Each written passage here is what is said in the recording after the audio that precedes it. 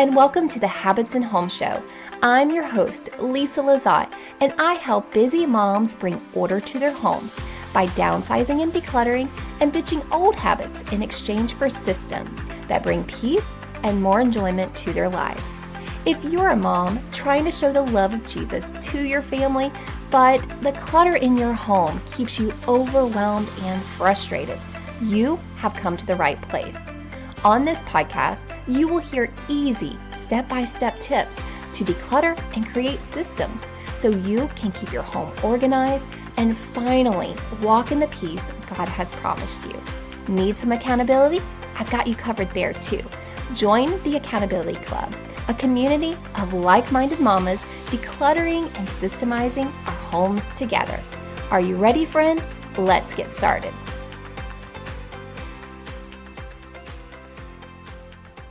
Hey friends, and welcome to the show. Today we are starting a brand new podcast series on time management for ADHD moms. And this is part 1, which is to discover your 8 fundamental needs. Now, a couple of years ago, I didn't even know what a fundamental need was. And I was really bad at time management. And I had to learn the hard way. And I had to learn the very skills that I am teaching you in this series. So take some notes, apply this. These are going to be very, very tactical tips and strategies, but very concise and short so that you don't feel overwhelmed. So the first step that you really want to do when you are trying to get a handle on managing your time is you want to discover what your own personal fundamental needs are. Okay, so what is a fundamental need? Well, a fundamental need is basically the building blocks that are necessary to make you your unique self. And your fundamental needs, our fundamental needs, vary from person to person. What I need is not necessarily something that you need. It's based on nature and nurture and our maturity, where we are at in different places of our lives. Your fundamental needs can change from season to season, especially if you are a mom. You might have different fundamental needs when your kids are little, and then as they grow into teens, you might have completely different fundamental needs. So basically, if you just want to know what a fundamental need is, it is something in your life that you need to make you who you are, okay? It helps you to thrive. And so I like to just focus on 8. 8 is a sweet spot, right? Maybe even 6 if you really want to narrow it down, but I have basically been living by 8 fundamental needs for the past couple of years, and I focus on these. I make sure that I time block these into my schedule so that I am able to thrive. Lately, I have been experiencing a lot of anxiety, and I have discovered that it's because I have not been focusing on my fundamental need of 8 hours of sleep. I need, like an absolute must, I have to have a minimum of 8 hours of sleep. If not, the tank starts running dry and I am not in a good place. And so that is just a fundamental need that I have. Now you might can thrive off of 4 hours of sleep. That's why it's so different and so personal. So I'm going to share with you what my 8 fundamental needs are. You can steal them, or if you want to create a completely different list, then go for it. But I really want you to just listen to how I came to creating this list, and it has changed throughout the years, but how I've come to creating the list that I have now. And I want you to, after this episode, after you listen, I really want you to contemplate, what do you need in your life so that you thrive? What things do you need to focus on? Now, things that come naturally, like food, water, like you might not necessarily have to put those on your list unless you're struggling with them. If you're struggling to eat right, or to get enough water, or to, brush your hair, you might want to put that on your list, okay? So these are basically things that you have to make sure that you time block in and you make a priority in your week. Okay, so I'm going to share with you what my 8 fundamental needs are, and then I want you to take some time after this episode to write down your fundamental needs. All right. My first fundamental need, and these pretty much are in order of priority in my life. So my number 1, and this sounds really selfish, but these are personal to me, right? So I get to be as selfish as I want to be, right? I need alone time. I have just realized that I'm an I'm an extroverted introvert, meaning I don't meet a stranger and I can talk on any stage, but after I do, I am depleted. And I need to go retreat. And so over the years of raising my kids and having them home full time while we were homeschooling, I realized that I was draining the gas tank by never having any alone time. And so I realized I leaned into who I am naturally, who God made me to be. And I started prioritizing and started just accepting that it's okay if I have alone time, right? I have been self-sacrificial all of these years of motherhood. And I had been neglecting the very thing that I needed, which was alone time. Now, during that time, it can mean a whole bunch of different things. It can mean my quiet time with the Lord. It can mean just, sitting outside or, taking a walk by myself. It's just a matter of me being alone and having that free space to do whatever I need by myself. The second fundamental need that I have is, like I said before, 8 hours of sleep. It is an absolute must. And for someone who is pretty driven and energetic, I have to turn it off. After my kids go to bed, I took my kids in at bed at night. I have to make myself shut down, or I could just stay up until all hours of the night, getting the house completely reset, which I've learned to back up my schedule and I've learned to reset my house right after dinner, instead of staying up late when everyone has gone to bed. I don't like to use that as my alone time anymore. I have been making myself get into bed and creating better sleep and pre-bed sleep habits and routines. And that involves me reading more fiction books. It's amazing. You could be on your phone for hours, right? But as soon as you pick up a book, you instantly feel tired and feel sleepy. So creating new bedtime routines has been really helpful with that.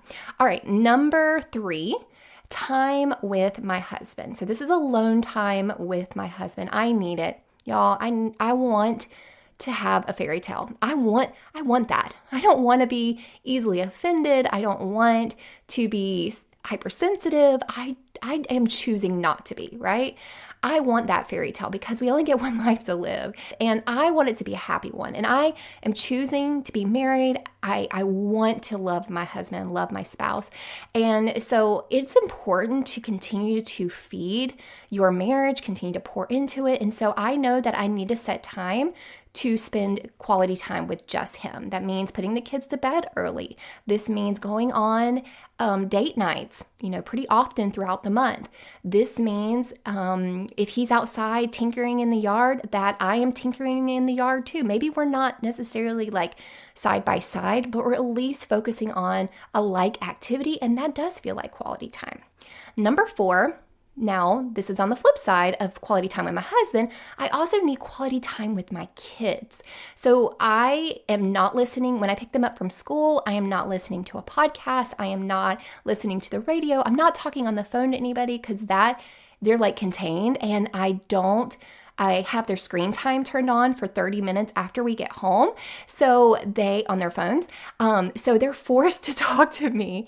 And so I want to exemplify that. And so I don't allow myself to be distracted. I am purposely, not distracted with any other activity I'm pouring into. And also, when I tuck them in at bed at night, I make that extra time just to chat with them and to listen to them. They're growing into teenagers, and the more and more they grow, the further and further they're going to try to pull away.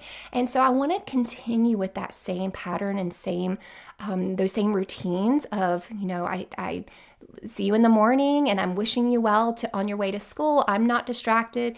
And that really brings into me checking my attitude when I'm frustrated in the morning. If we're running late, the time that I have with them, I don't want to be nagging. I don't want to be frustrated with them all the time. And so really just checking my own, like I said, my own attitude, my own desires, making sure I'm getting enough sleep, making sure that my fundamental needs are being met. I feel more energetic to pour into them. And also being involved in their extracurricular activities, like being their biggest fan and their biggest cheerleader, and getting the mom t-shirts and all of those things. So it's one of my fundamental needs to spend a good quality time with my kids. All right, number 5, I thrive in a clean house. Maybe not necessarily like a clean house, but a tidy house. So I need time to reset my house. I need time to clean. I'm going to talk about zone cleaning in a couple of weeks. I'm going to talk about reset routines in a couple of weeks. I need time to clean my house because I know that I thrive physically and mentally in a clean and clear and decluttered space. And I'm pretty sure that you do too. All right. Number 6, I need time for hobbies. So as my kids have gotten older, I have a little bit more time on my hands, and I have put all of these dreams and goals and these desires that I have had for a long time to the side because I just didn't have the extra time. But now I do have a little extra time, and focusing and making time for those hobbies really helps me to thrive as the person that I am. So I love to garden. Am I the best at it? No, I'm a really terrible gardener, but I keep trying every year. I took up piano. I've taken it up several times, but this year I decided I'm going to make it one of my quarterly goals, and I am doing pretty well at it. I want to learn how to draw. I'm a pretty good artist, and I want to learn how to sketch and draw faces and portraits and things like that. What else do I enjoy doing? Just lots of different hobbies. Podcasting is a hobby to me, not only a job, but it's also a hobby, and I enjoy it. So making time for hobbies, it really is personal to me, and it means that I am taking care of myself and making time for the things that I enjoy to do. All right. And then number 7 is exercise. Y'all, this is a tough one. And I have just been putting it in whenever time allows, but that is not enough because there's never a good time, right? And in the afternoon, I was like, oh, if I have time, I'll go. I never have time to go in the afternoon. So I had to make that a priority. I had to push back my coaching sessions to where they couldn't start until 9:30. And now I drop off my kids at school and I go directly to the gym, make myself work out. And that's also the time that I listen to my audiobook. And so it's a win-win. And I'm getting that in every day, and it feels so good. It feels good to not feel sluggish. And when I wake up in the morning, I don't feel a lot of fatigue and inflammation. I just feel invigorated when I work out. So I know in my life that is a big fundamental need, is to exercise. Even if it's just walking with a friend, I need to move. And that, in the back of my mind, I'm always thinking about my mom. My mom was diagnosed with Parkinson's when I was, I think, in 11th grade. She had always had health struggles, and she had these tremors.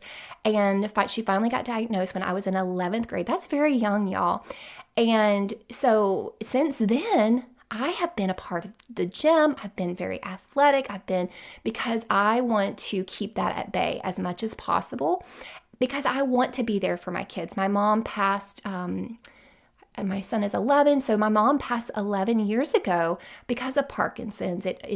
Her body shut down, and I think she was 65. It was very, very young, and I want to be healthy for my kids. So, my fundamental need of exercising is there, but it's also, I have a good reason to, because of, my family history. All right.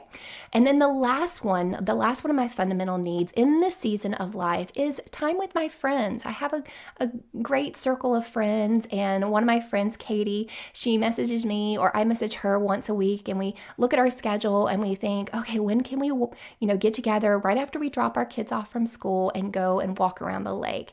And it's something that I look forward to. And, I need to make time for my friends because, like I said, I'm I'm an extroverted introvert. So I can really just like shut down in my house and, be alone all the time and just thriving. But I know that being around a like-minded circle of friends, you don't even have to have a lot of friendships, but just those few. I used to watch Grey's Anatomy when, what was it, Meredith and Christina, they would say, "You're my person." I think it's really good to have a person or a small circle of people that you just click with. You don't have to be with them all the time or talk to them every day, but it's really important to me to have people to sharpen me and to just in this space of motherhood, talking about those different struggles as, my kids become teenagers and we're dealing with them wanting to be on social media and we're talking about, childhood development and all those different things. It's so important to have people to do life with. I think back in the day, they used to say in my church, it's good to have a Timothy, somebody that you're teaching.